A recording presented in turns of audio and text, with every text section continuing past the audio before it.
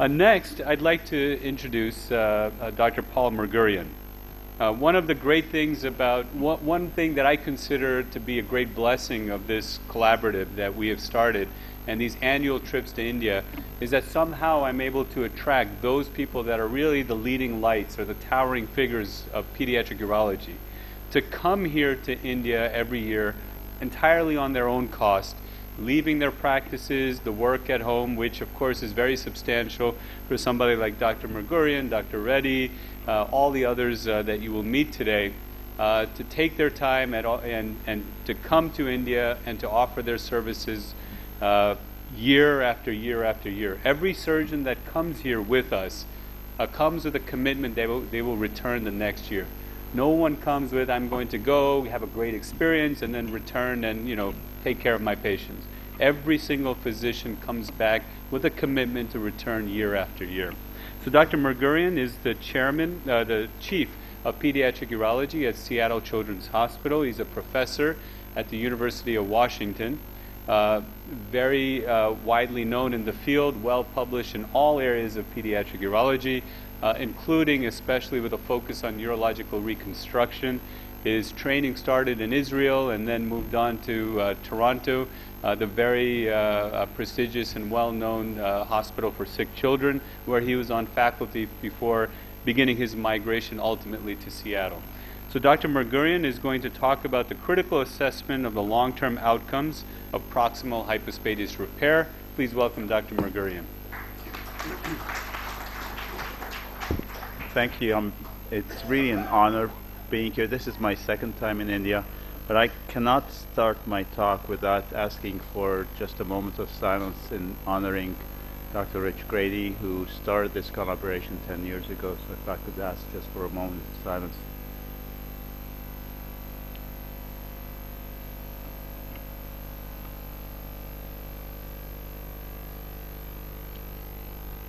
Thank you.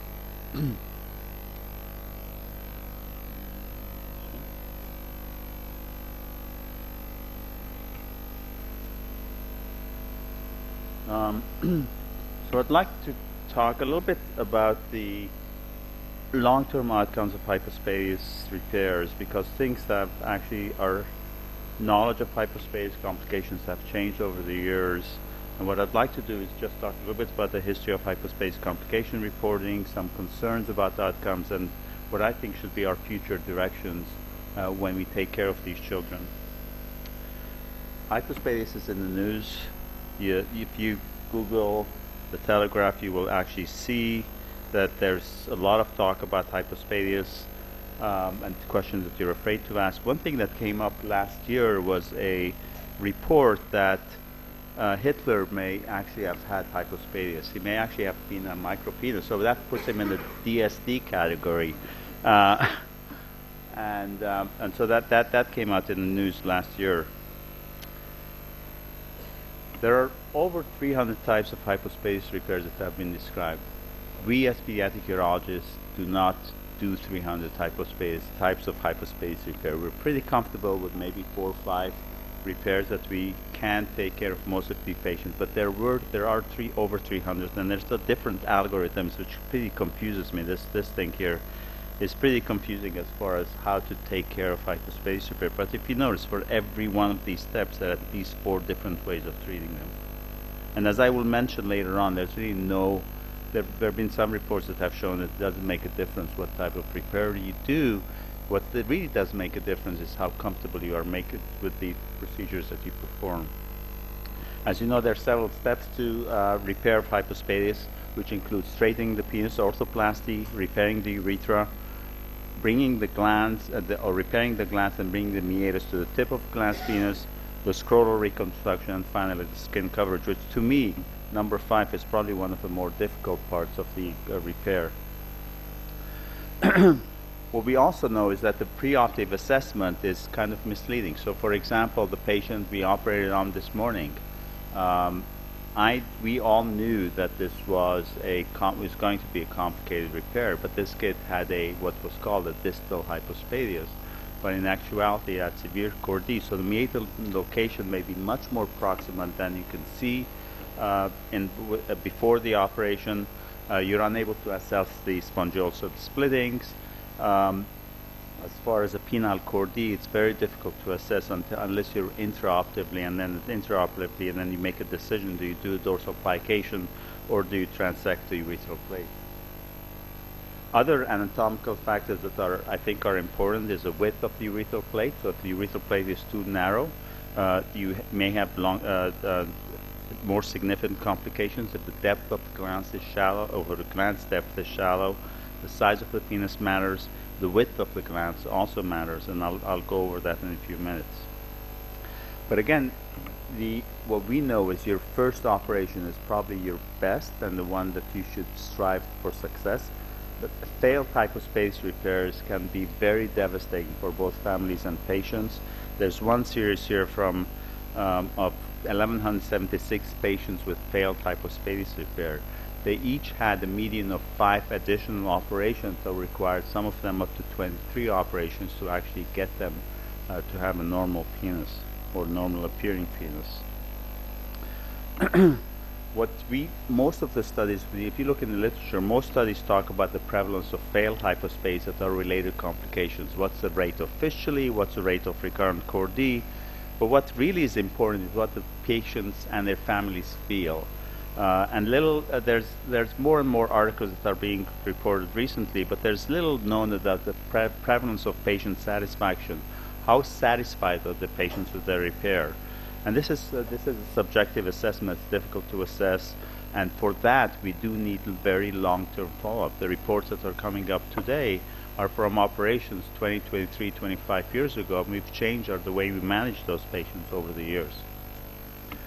In the 1980s, what was actually reported is just a 2-year follow-up, because people felt if in 2 years everything is fine, then the kid is okay.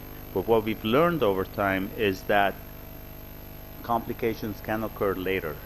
So there's one report here from 2008 that shows 25% of the fistulae occurred more than 2 years after surgery. So 2 years is really not enough to assess your success rate.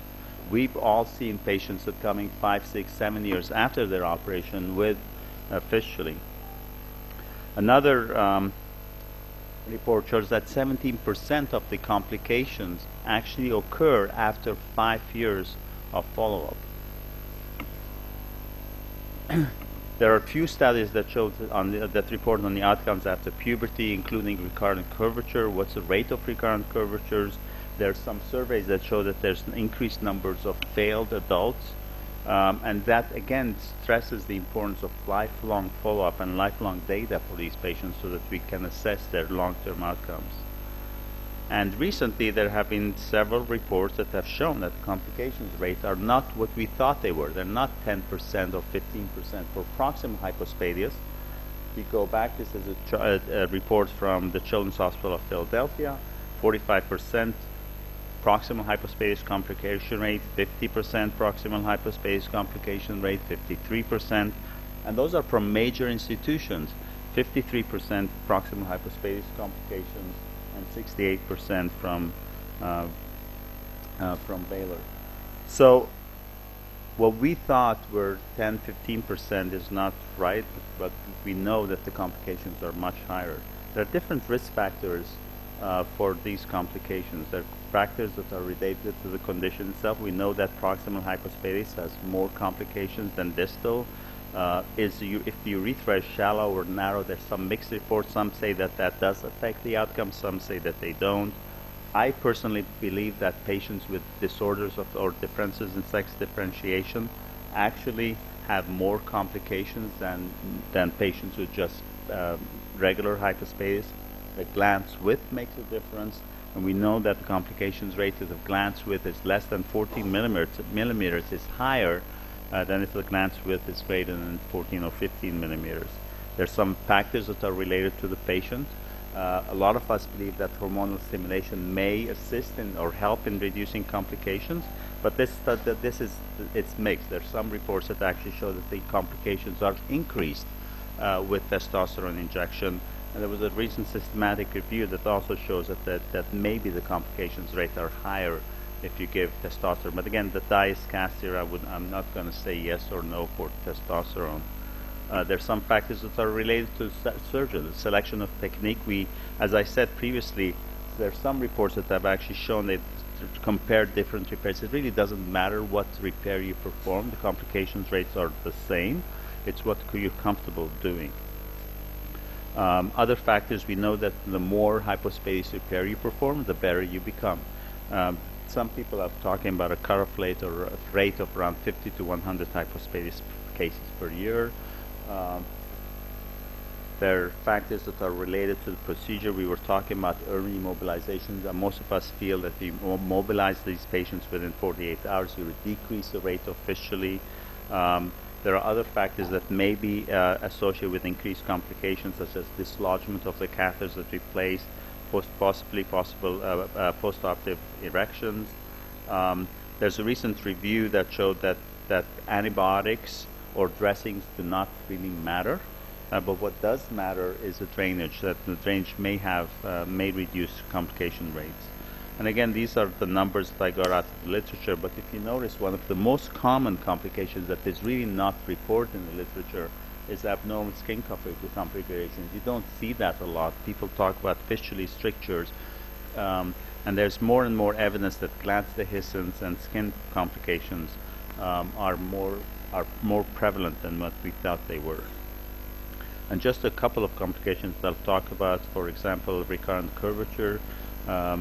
There's several reports that talk about the fact that there's at least a 22% rate of recurrent curvature long-term patients that have been operated on for proximal hypospadias. But again, there's lacks of standardized definition. What does that mean? Is how much curvature is really important? What is significant? How do we assess that?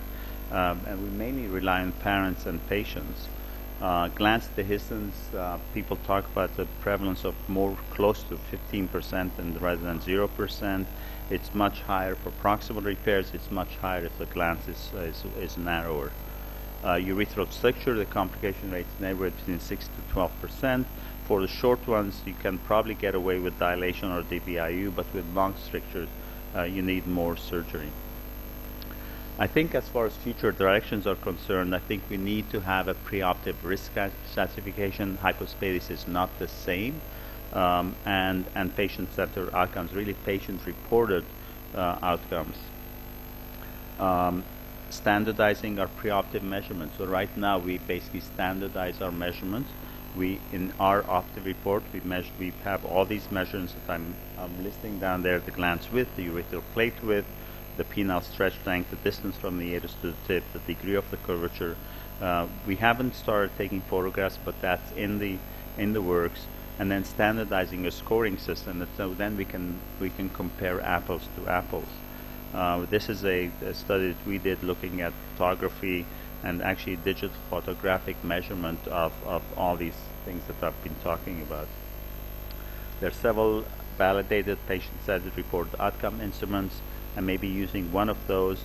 What we do, we've used the penile perception score, but what some studies have shown that if patients with hypospadias have less satisfaction with their penile anatomy than do normal individuals, and that's something that needs to be studied further long term.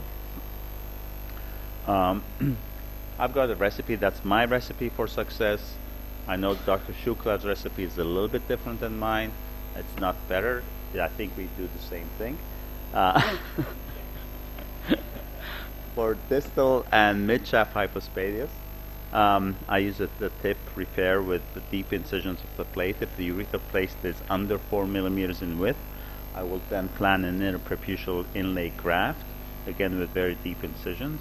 If it's proximal hypospadias with no curvature, I usually do a 2-stage repair, but I'm not saying that Dr. Vanderbring was wrong in doing a single-stage repair today, because he had a pretty good phallus after degloving and straining the penis. If the curvature is less than 30 degrees, I usually placate. If it's greater, I would transect the urethral plate. Corporotomies to correct curvature, depending on how wide the corporotomy is, maybe use tunica vaginalis flap. And then the second stage repair is tuberization and laying of a tunica vaginalis flap. But again, I think the most important thing is to all of us to follow these patients long term. We can't just discharge them after 6 months or a year. You have to follow them past puberty, especially with the proximal repair.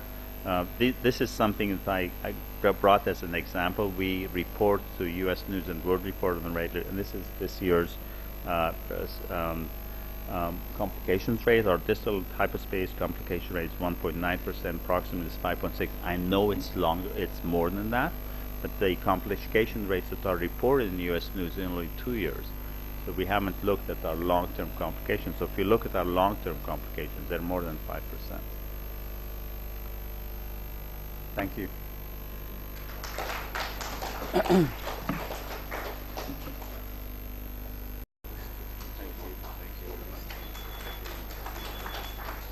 Thank you, Paul. Dr. Merguerian. We can count on Dr. Merguerian for a very honest assessment.